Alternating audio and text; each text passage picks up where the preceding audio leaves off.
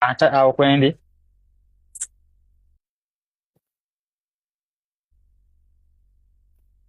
naizibakamulangi awo kwendi banvuddeko kiriya good nze ekyobufere nakikkiriza mwakintikka era nenkitwala Calvin gwe Ssaabafere kiriya namba emu bw'wava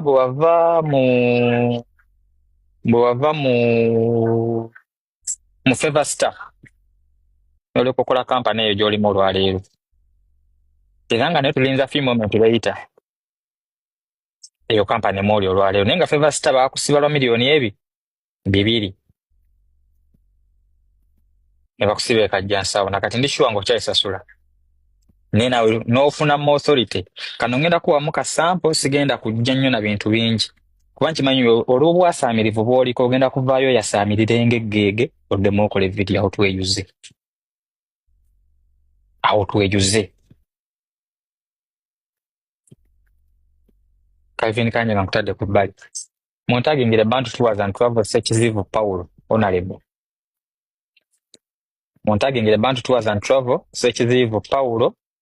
Honorable nabagambye mmwe abamu temulina mu authority eyogera ku bintu bino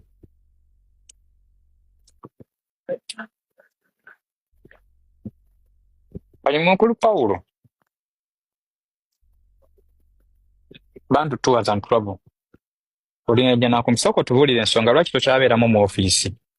lwaki tokyatula mu ofiisi yo obeera ozunga nnyo ddeeno ddeeri mwami Ssekizibu Paulo Mr. Bantu 2012 lwaki tobeera mu ofiisi yo lwaki obeera off buli kiseera okamu naddala bannayuganda mwetegereze nnyira mwegendereze nnyo abantu batuwazi bano abagamba nti buli kiseera abeera ku nnyonyi taba mu ofiisi ye babaawo akabadi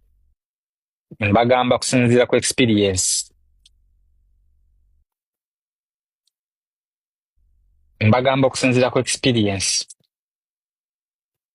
era mwami Paul tonkubiranga ku ssimu before this nga Skype nzi yakatandika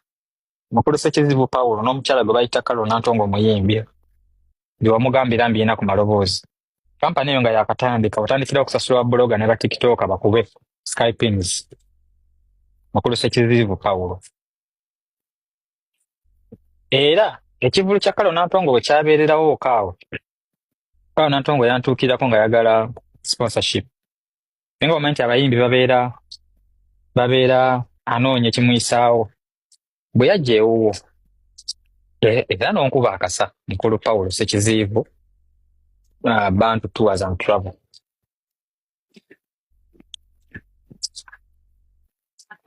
era mu bantu bo ne visa zo nzirina wano mu bantu bennyini b'okozesa muli omuvubuka yajjanga nampa wino naye nga nze tebinkwatako kubanga nze mu bizinesi siriwo kulwana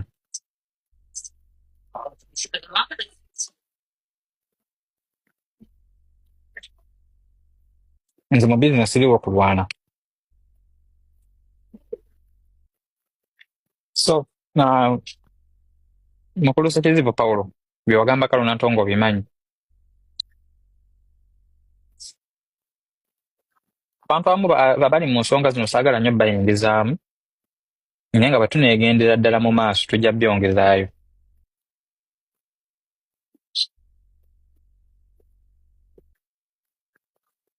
kuba sirina kye simanyi bwe nakusekana ku front page mukulu Paulo kuba ekyamazima nakusanga ku front page n'eggaali yange naye tuba tugenda kukuba kyekituufu ekyokulya buli kawaani olwa sofiraavu banga nelijja nga litambula nenkukubirako essimu nga Kalo Nantongo amaze okuŋŋamba ebigambo by'omugambye nenkukubira ku ssimu n'obyewakana era nenkwesonyiwa ne nga kankuveeko ndi mu 2012 nti mbadde ngera nfuna ba victim okuva ewuwo naye olwokuba nti nze gambye tebinkwatako simanyi nagenda mu bantu simanyi biki Ffe waffe nga tebitukwatako ebyo.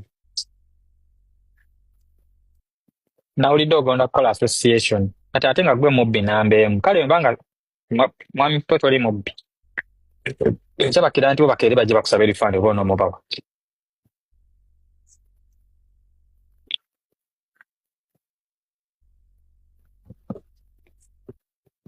Era tubuulire bwe baakusibira ogwasooka baali bakusibidde ki?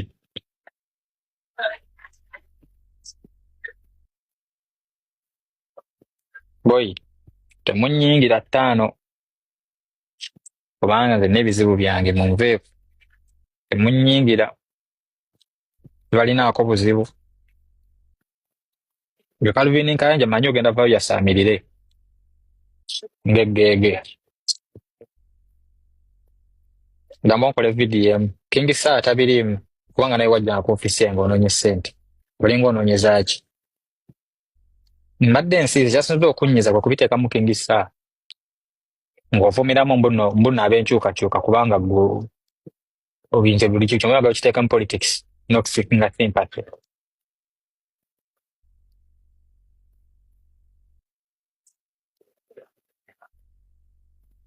Calvin nadde ensirise nagenza